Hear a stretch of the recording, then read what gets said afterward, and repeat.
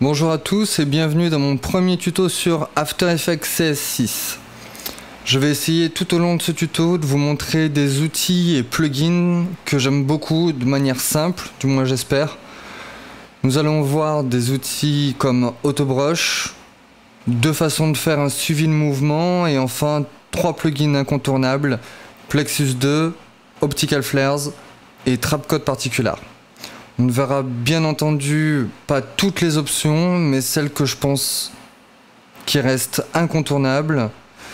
On va commencer par créer une nouvelle composition. Là, on peut choisir les paramètres de sa compo, la taille, sa fréquence d'image par seconde, en FPS, etc. Nous, on va adapter directement la composition à la séquence que j'ai filmée vite fait. Donc on va prendre les paramètres natifs à cette séquence. Pour ça, on double-clique dans le panneau projet et on importe directement notre vidéo que l'on fait glisser dans la timeline comme ceci.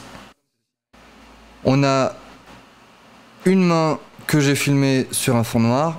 C'est pas très artistique, mais on s'en contentera.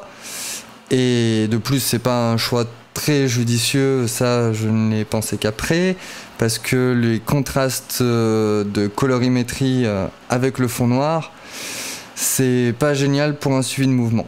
Bref, on double-clique sur la séquence pour pouvoir utiliser l'outil Rotobrush. Cet outil est accessible dans After Effects CS6 et permet de détourer les objets de manière simple.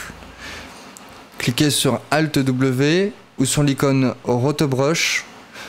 Positionnez votre curseur sur l'image 0. Raccourci V pour changer, bien sûr, pour utiliser la flèche.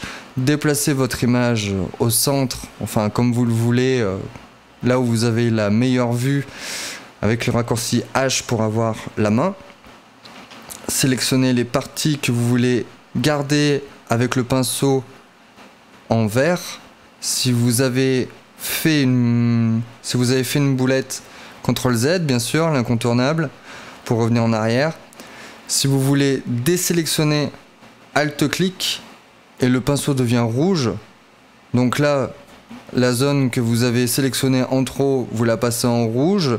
Autobrush détecte automatiquement, normalement, les pixels de colorimétrie identiques. Donc, si vous voulez sélectionner une zone plus large ou plus petite, Alt-clic et ensuite avec votre souris vous vous dirigez en haut ou en bas pour grossir ou rapetissir la taille du pinceau.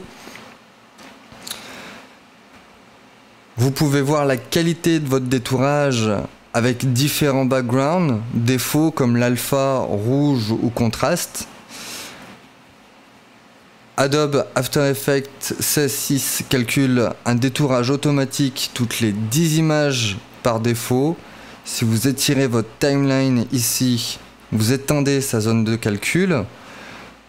Moi j'ai fait ça un peu à l'arrache dans ce tuto, mais soyez minutieux dans la vérification image par image pour éviter les trous dans les objets ou des parties non désirées. Donc comme je l'ai dit précédemment, le sujet de la main sur un background noir est pas top.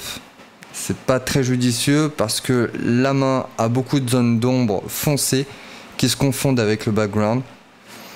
Comme l'outil Rotobrush détecte la colorimétrie commune aux pixels voisins, il a tendance à m'enlever très rapidement des parties que je souhaite garder. Quand vous êtes satisfait de ce détourage, n'oubliez pas d'appuyer sur Geler. After Effects mettra en mémoire cache le détourage.